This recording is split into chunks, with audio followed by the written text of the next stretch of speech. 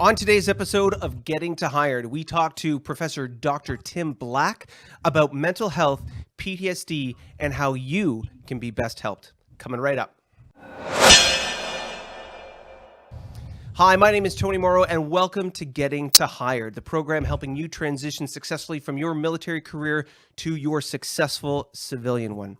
Today, on today's episode, we will be discussing mental health and specifically PTSD.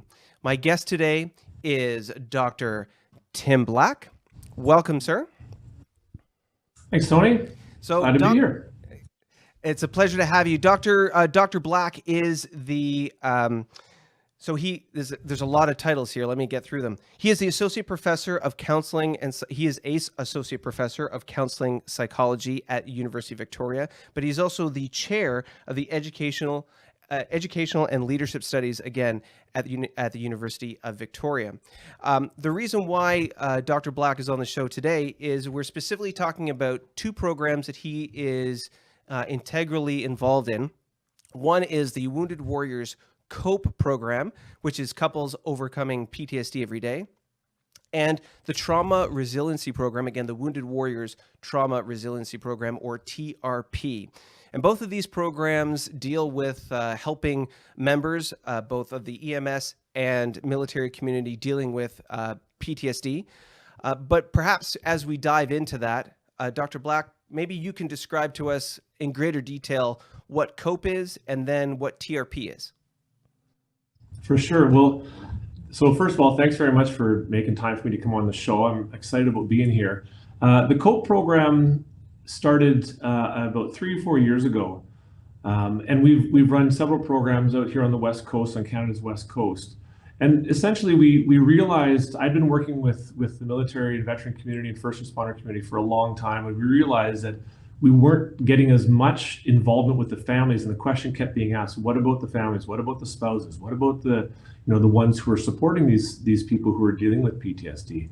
And so Lieutenant Colonel Chris Linford and his wife Catherine and I were talking, and of course Catherine being a military wife for 35 years or so, and Chris having dealt with PTSD from being in Rwanda during the genocide and Afghanistan, we just talked a lot about how could we start to help couples dealing with PTSD. So we created this program called C.O.P.E, as you said, which stands for Couples Overcoming PTSD Every Day.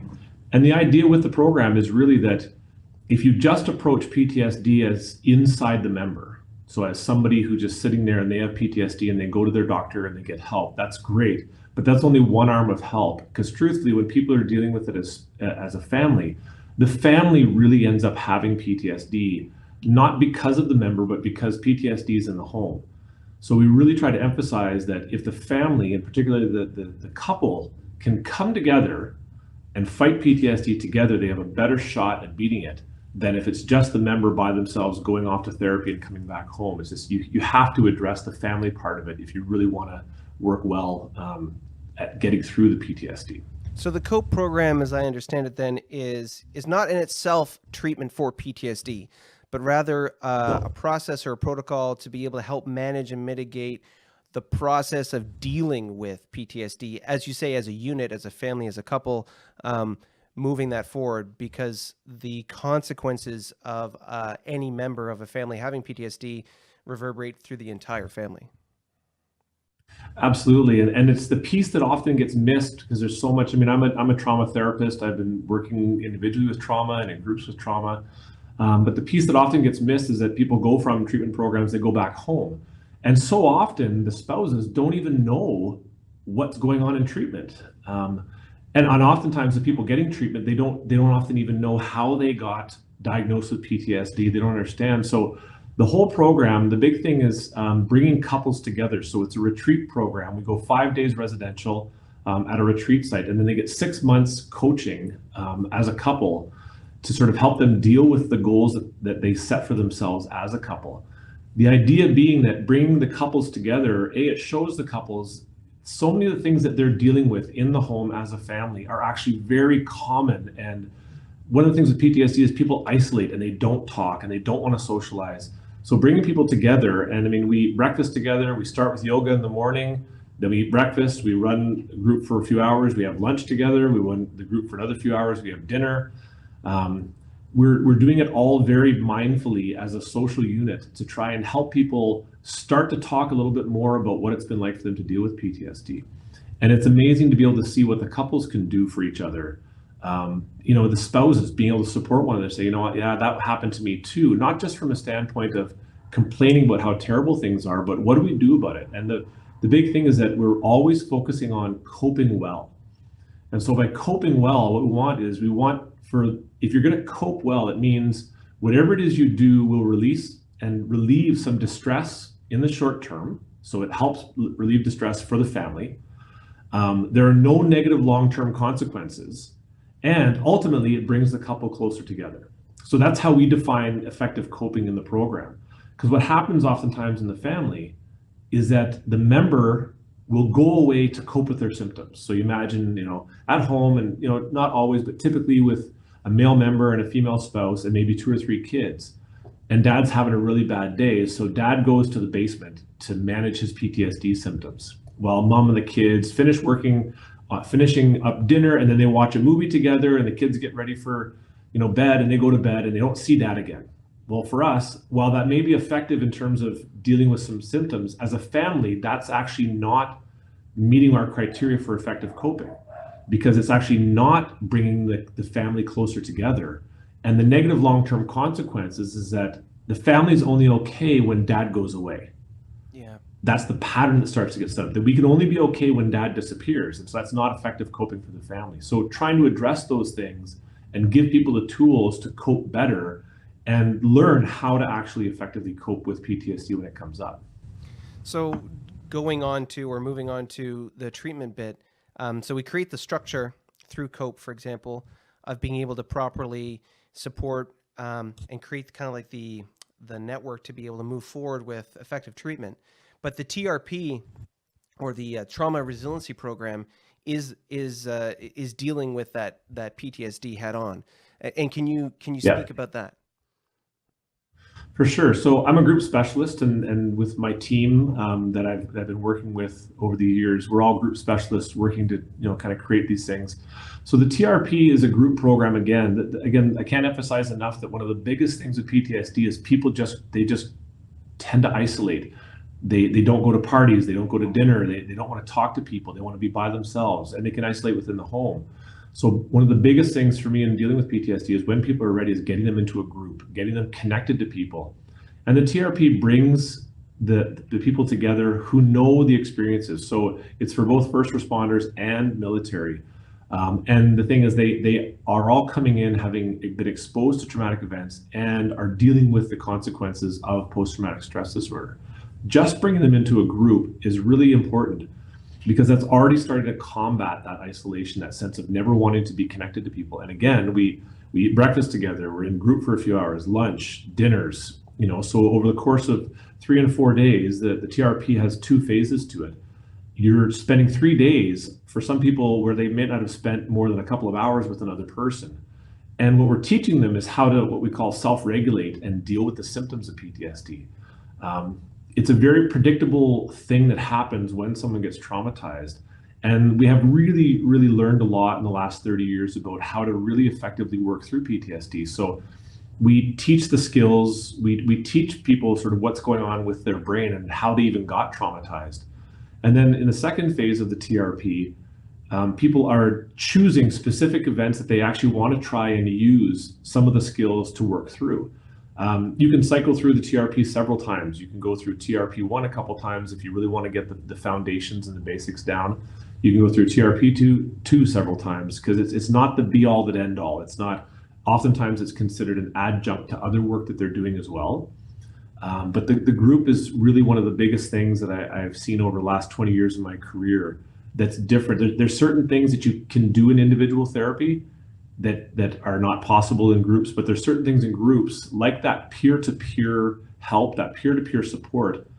As a trauma therapist, I can't provide that, ever.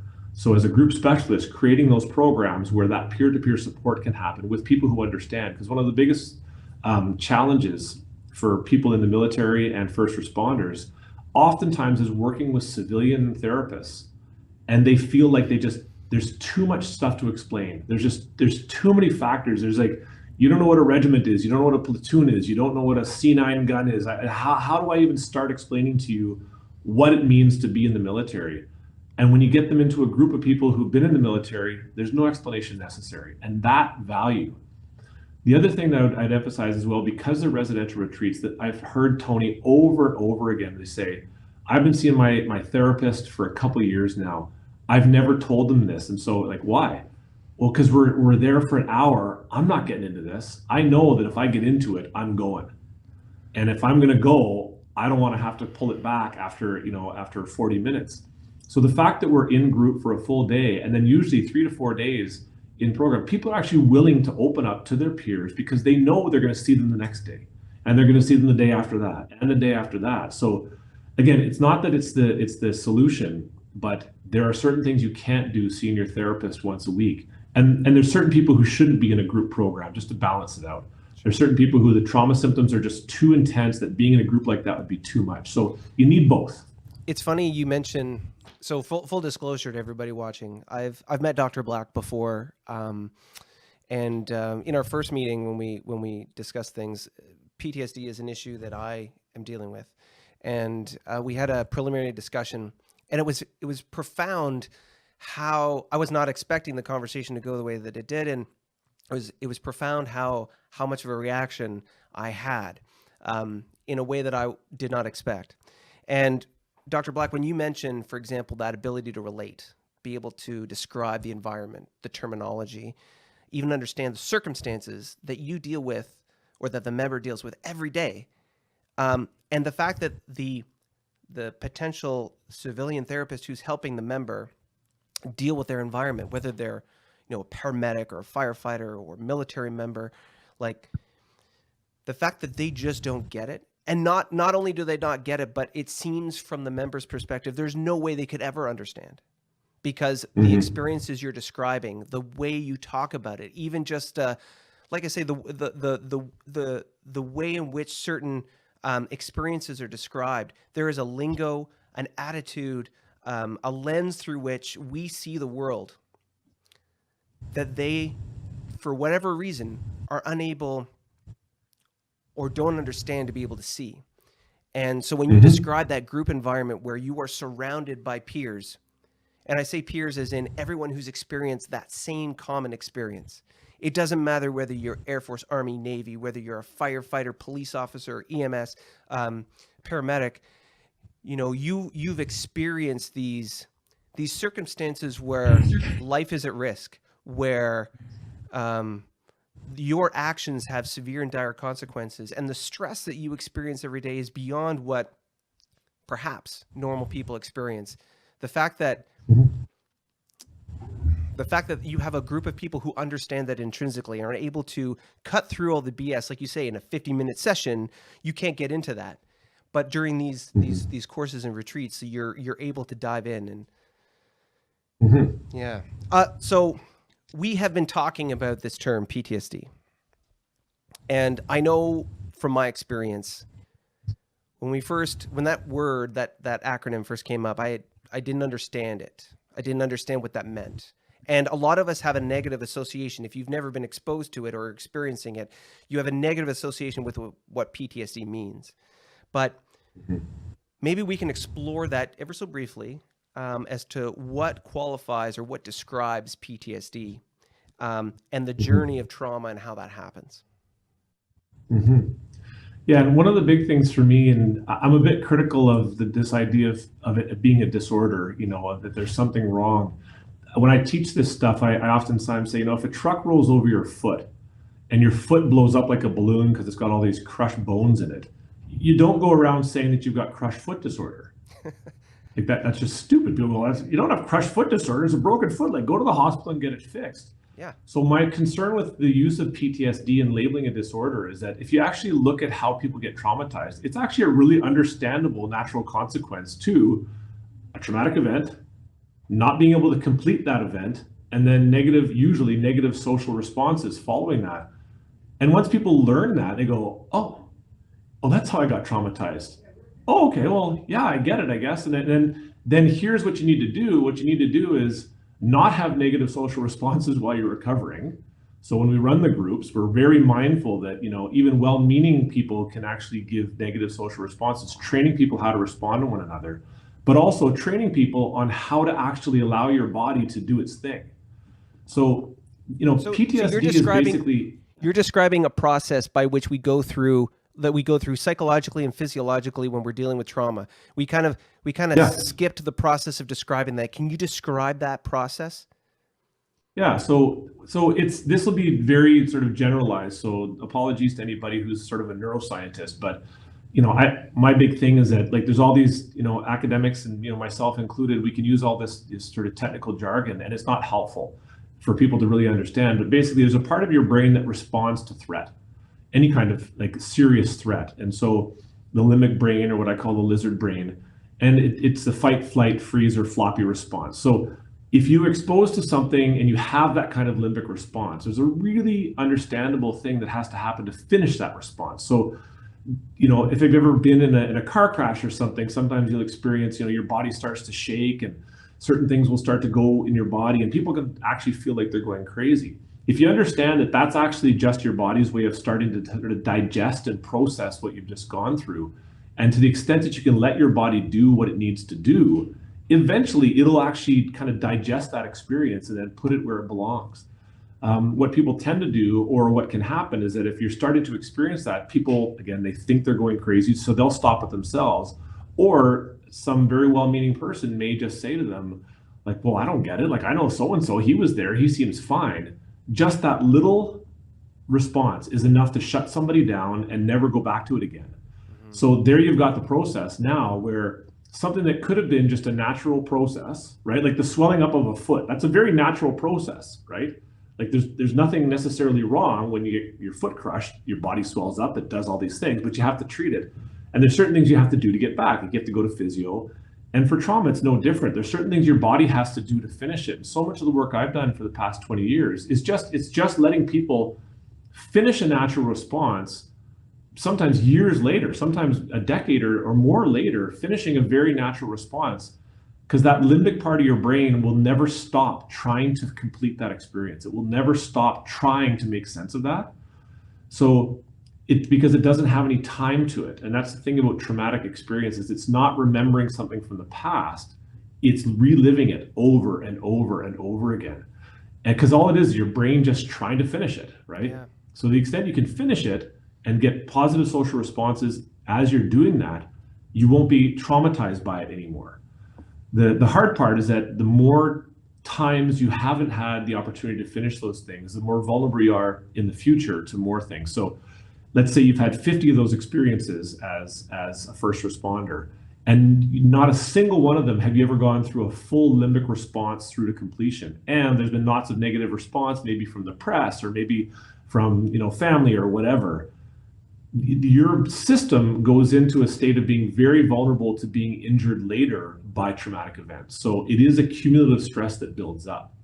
So what we call a disorder, post-traumatic stress disorder, is really what we understand to be actually quite a natural, understandable consequence of these things. And that's what we want people to understand. It doesn't mean you're crazy. And when you unpack it and you see what happens, oftentimes people go, oh, well, yeah, that makes total sense. Mm-hmm. Then it's like, well, then what do you need to do? Well, and that's when with C.O.P.E, we're teaching people the skills to try to self-regulate. And the T.R.P, we're giving people the skills and helping them work through in a very controlled way to finish those things and be done with them. Because that's really all your brain's trying to do. It brings it up over and over and over again because it can't quite finish. It's got to finish the processing and resolving that experience. It's like anything. Our brains are great. They're great information processors, and our brains will never stop until they can make meaning of something and put it away. Mm-hmm. And you described it earlier as, give you 30 days and, you got 3 steps to be able to give anyone PTSD, because you understand the process by which, if you deny somebody, if you expose someone to an experience but deny them the ability to process that experience properly, it's just a matter of time before you stress them enough that they'll get to a point where they'll exhibit the symptoms of PTSD. Yeah, it's kind of morose to think about it, but it is sort of naturalized. I kind of jokingly say, like, there are three easy steps to traumatizing somebody. And so basically you expose them to a horrific event, something that's, and of course this is why, it's kind of morose to think about it. I would never do it, but you expose them to the event, you don't let them finish their limbic response, whatever it is, you just don't allow them to do that. But then you also shame them. Yes. So if you take those three things, step one, step two, step three, and you shame people, anybody, no matter who they are, no matter how resilient they think they are, can be traumatized quite readily that way.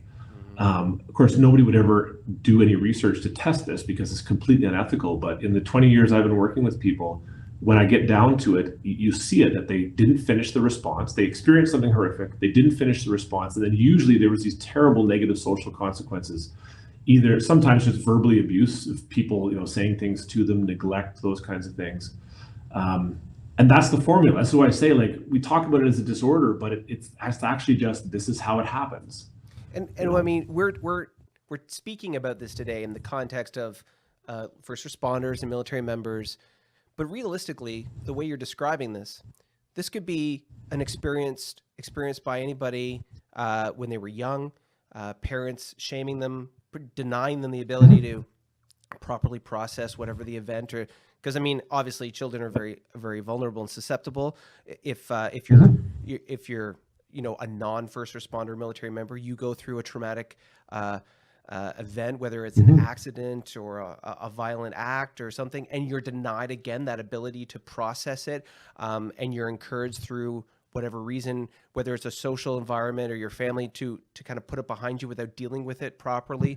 Like, it is not a set of circumstances only reserved to military members and first responders. However, in the environment that we operate in, we are frequently exposed to those same kind of events. And unfortunately, until very recently, and it's inconsistent in the cultural treatment of these kinds of stress, probably because, like you just described, a lot of people don't understand the processing and how we deal with trauma, like the time required and the different steps required to be able to deal with trauma, so that they can resolve it and move on. I know, and you mentioned before the interview, there are some out there who might seek to train or build resiliency for this kind of experience. Prior to a military deployment, expose them or try to build up a resilience so that they can operate more effectively in a stressful environment. Or if you're going to be entering a job where you're going to be exposed to threat on a regular basis, to kind of preemptively expose yourself to that threat to build up a tolerance. But you describe that kind of exercise as being counterproductive. Yeah, it's a great idea, this notion of giving people a taste of kind of traumatic things, and there's obviously value in briefing people. You don't want to keep them in a locked room where they don't know what they're getting into. So there is absolutely value from an educational standpoint. I say, look, when you hit the country, here's what's going to happen. It'll be devastating. This idea, though, of inoculating people, really, if you've got a limbic brain, and we all have a limbic brain, you can run 1,000 different scenarios to try and inoculate someone against what might happen. It's going to be the one thing that you didn't think about that's going to end up getting to people. And the thing is, if they don't understand how their brain works, they don't understand that there's a very clear process for getting through that. If they do get exposed to something they weren't ready for, then it doesn't matter how many scenarios you've run. It's always the thing you're not expecting that's going to get you. And there's just, in war zones in life, there's nothing like you train everybody for everything. And then all of a sudden, nobody was planning for X, and X happens. And so now you have all these people who are ready for 1,000 different things. So for me, the idea of building resiliency prior to it, I look at resiliency as learn what your limbic brain needs to do, allow yourself a process, like, I say this when working with military people, like, if your gun or your weapon gets dirty on a mission, right? It's like saying, that doesn't matter. What's the point of cleaning a gun? Like, why bother cleaning the gun? Let's just build a better gun that doesn't get dirty. It's kind of the same thing. Like, let's just build a gun that never gets dirty. It's like, well, why don't you just learn how to clean the gun? And it doesn't matter if it gets dirty. You know what I mean? Like, Yeah. just clean the gun. Like, if you don't clean, it's not going to work. And for me, our brains are similar. Like, why worry about building a better brain? A, it's probably not going to happen. But Hmm. B, learn what your brain needs to put this stuff to bed and to put it in its proper place so that when it does happen, you can actually respond to it that way. The hard part, of course, is when you get into war zones. You're in the middle of a firefight and somebody dies next to you who you're close to. There is no time in the middle of a firefight to go into a full limbic response. You can't. You have to continue doing whatever it is you're going to be doing. Hmm.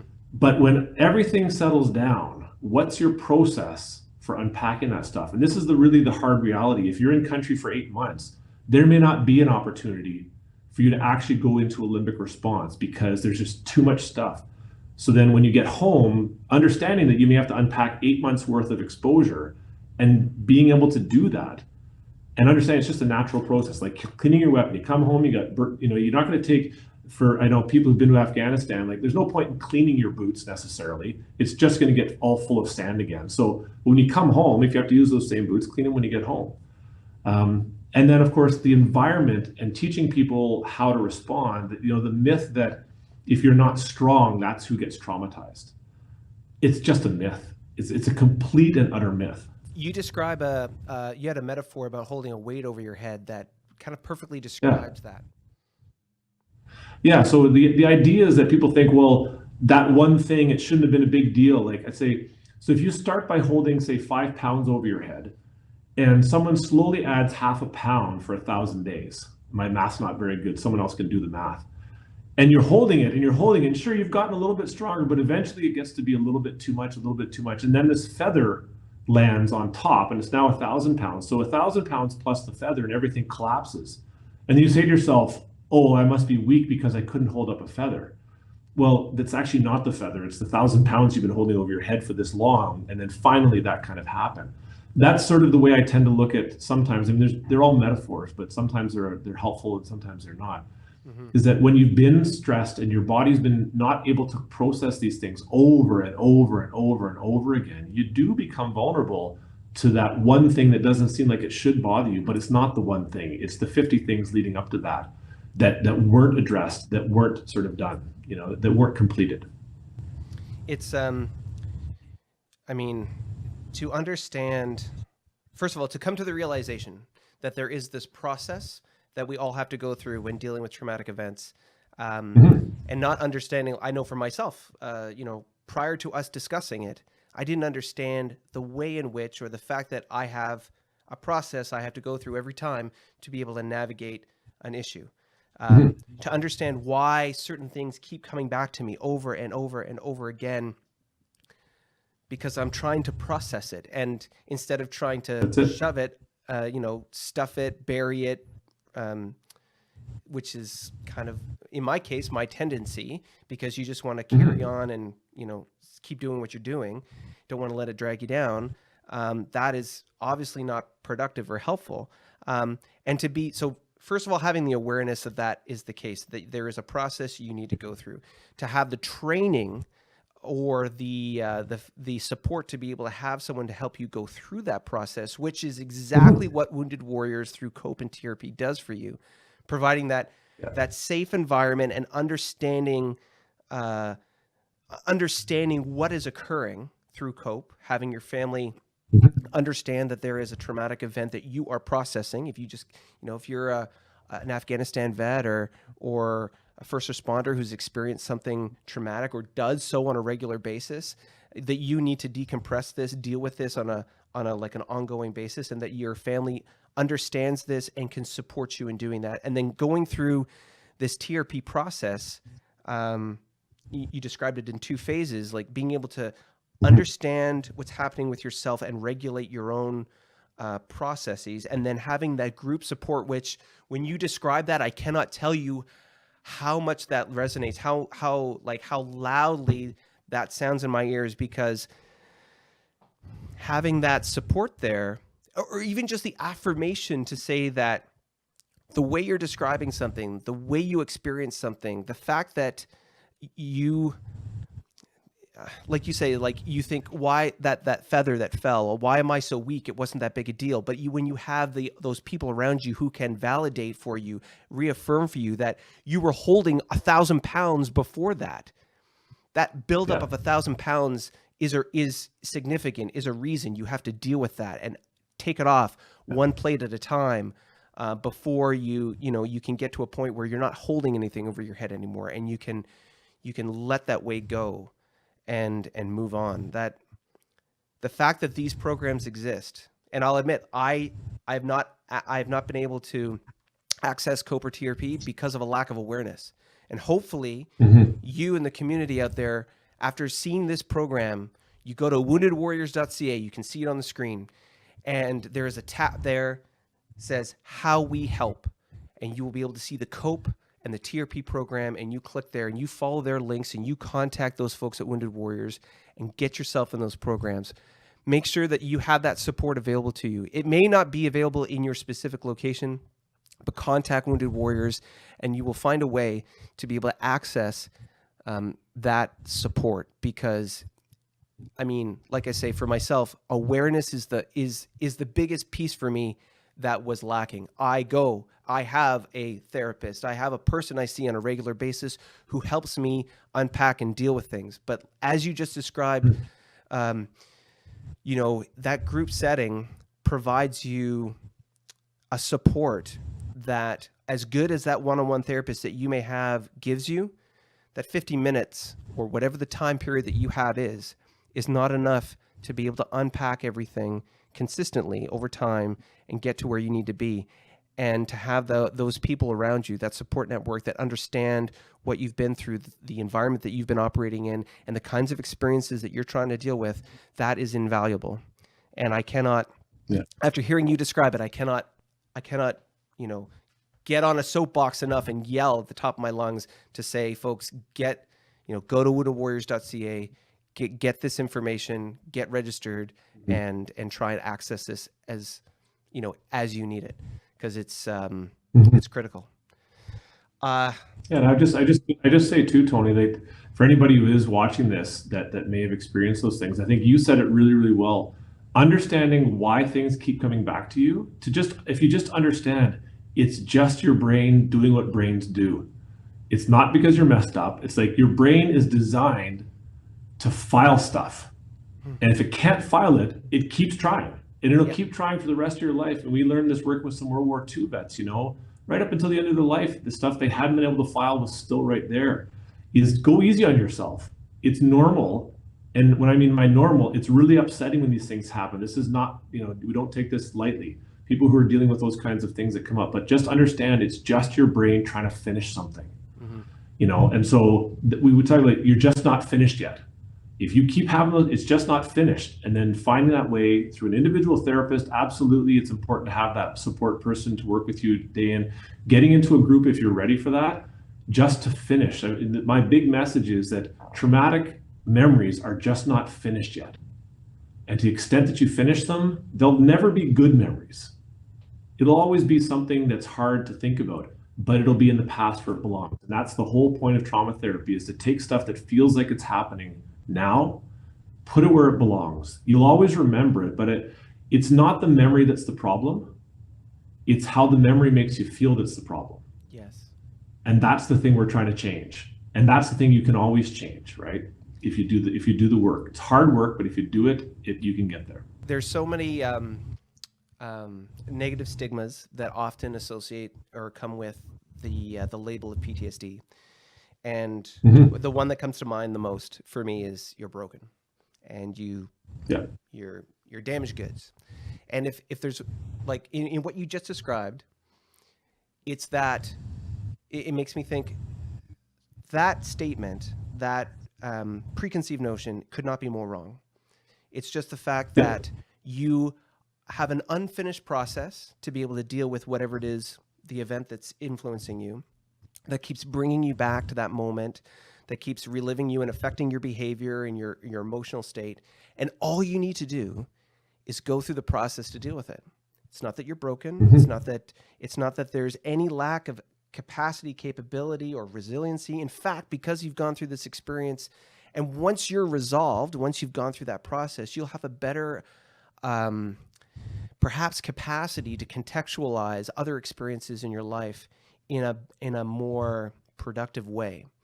One of the things I know from my own experience, you have a certain level of stress tolerance, and in the peak of performance, you think that you're high performing, you can tolerate a lot, and then, like you say, you're holding that 1,000 pounds over your head, and then the feather drops, and your tolerance is terrible. You can't even pick up 5 pounds anymore because you've been hurt. But once you go through that process of dealing with those issues, once you've like offloaded that weight, you've gone through recovery and you've gone through the healing process, a natural process, as you describe, that our brain wants to go through. Once that's done, then you can pick up more weight again, and you can be just as effective as you were before. So if you're listening to this and you're experiencing those things, you're experiencing some of these symptoms that we talk about, know that there is a path to be able to deal with this, and it's just a matter of getting the right help. WoundedWarriors.ca through the C.O.P.E and the T.R.P program will help you. Dr. Black, is there anything else that you want us to know just before we sign off? I would say, and it's just to be realistic, that if you've lived with PTSD for a long time, basically, once you've been traumatized, I always say, like, you don't uncrack an egg, right? So being exposed is one thing, but once you've been traumatized, it does affect your system. It just does. And so your tolerance for going into really terrible things may actually go down as a result of going through this process. But the thing is, part of it is that learning that there's a process you have to go through just means you're not likely going to want to be exposing yourself to those things. I figure that part of the problem is that you hold up the weight long enough that the bones underneath start to give. It isn't just a matter of dropping the weight. The bones start to, metaphorically, the bones start to sort of give way, and that's sort of what that tends to happen. So being realistic too is that the idea isn't to go back. The idea is to learn what your body needs to do and move forward. That's what will make you more resilient in the end, as you say. So you go through all this stuff, you learn this, and then some new trauma happens.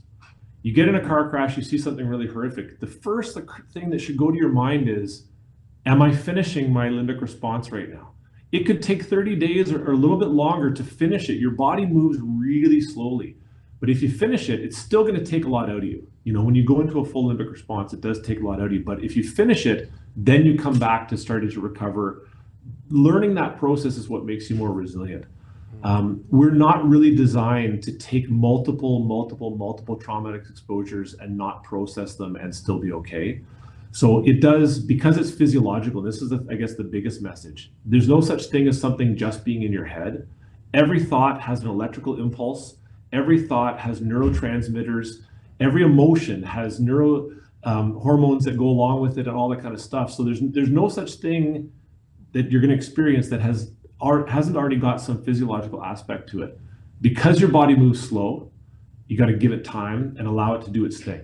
That's my big message is, you learn your body, learn what it needs to do. It's like if you've ever, broken your leg or something like that, and you go to physio, you can't expect your leg to do everything it did before it was broken. But as we've seen from great, athletes who get injured, if they do their physio right, and it's hard and it's painful, they go back to skiing, or they go back to doing whatever they've done. If you're not afraid of hard work, and if you're not shy about actually getting into it and doing it, you'll get there. And that's my biggest, anybody I work with, you will get there. And the last thing I'll say is, compare yourself, if you're doing the work, compare yourself to where you were a year ago. If you're better off, keep going. Don't worry about where you're going. Look back. Am I better off than I was a year ago? If that's the case, good. Keep going. It just takes some time. It's funny hearing you use that kind of metaphor, the sports metaphor, made me think of tennis and Roger Federer. And for anyone who knows anything about tennis, Roger Federer, like one of the greatest tennis players of all time. And what's interesting about his career as a metaphor for what you're describing is excelling, reaching a peak or reaching a plateau or a barrier of some kind, then adapting and then excelling again, adapting and excelling again. And it's not that, for example, like you described, like you're holding up that weight and then your bones start to give. So it's not that you're trying to put yourself in that situation again, but that you understand the process by which you can deal with, in this case, traumatic events, and that you're better able to process them, basically offload and resolve these processes so that you can better move on and mitigate or deal with other things in your life going forward, and you become more productive from where you started. And to complete the metaphor, like Roger Federer changed his mindset and the style of his play, and then became the winningest tennis player of all time. Recently recently reached a plateau because of his age and endurance and some of the competition he was facing, and has recently changed his style again. And in his context, it's taking his education, his experience, and understanding the process and using that in a way that makes him successful, continue to be successful. So for us, it's not that, and I apologize if for any reason I implied or suggested to you all that you could or should return to what was stressing you before, but rather that you can take that experience and deal with new stressors in your life. Not that you want to put yourself in a high stress situation again, but rather if you're in a moment of crisis now where every little thing or your stress tolerance is so low that you can't deal with even daily occurrences, that you can take this process going through these programs and that you come out the other side more capable to be able to manage, mitigate, and move forward and be productive with your life in a way that you have obviously experienced difficulty with up until this point. I know that's my lived experience up to now, going through an acute period and then coming out the other end. Like you say, how are you doing? Much better than 12 months before, and so on going forward. And that's essentially WoundedWarriorsCanada.ca, what these programs offer you, the C.O.P.E and the T.R.P, give you that ability to be able to go through training, go through programs that will allow you the capacity to be able to move on in a way that perhaps you're struggling with right now. So Dr. Black, I cannot thank you enough for coming on the show, sharing your wealth of knowledge, contextualizing everything for us, helping us really understand the kind of the picture of this problem, and then talking about these programs and the kind of support that they can offer. Yeah, you're welcome, Tony. It's great working with you on this, and I wish you the best with all these episodes as well. Yes, this is not the last time that we'll be discussing various issues that we are all dealing with. This particular episode, obviously, dealing with PTSD, but for many of us, physical injuries are also an issue as well, and we'll address that as we go forward. There's many of us who have been medically released and are dealing with the various support programs, and trying to understand all the programs that are out there for us can be challenging. So thank you very much for tuning into the program today, for watching us. And this is Tony Moore signing off for Getting to Hired. Have a great day, guys. Thanks for watching today's episode of Getting to Hired. If you found today's episode useful or know another veteran who would find it useful, then make sure to tell 2 friends. Share this video on Facebook and hit the follow button so that you're up to date on the latest live streams as they go live on Facebook Live. Or if you're watching us on YouTube, then make sure that you subscribe and hit the bell button so that you're up to date on when new content hits our YouTube channel. Thanks for watching. We'll see you next time.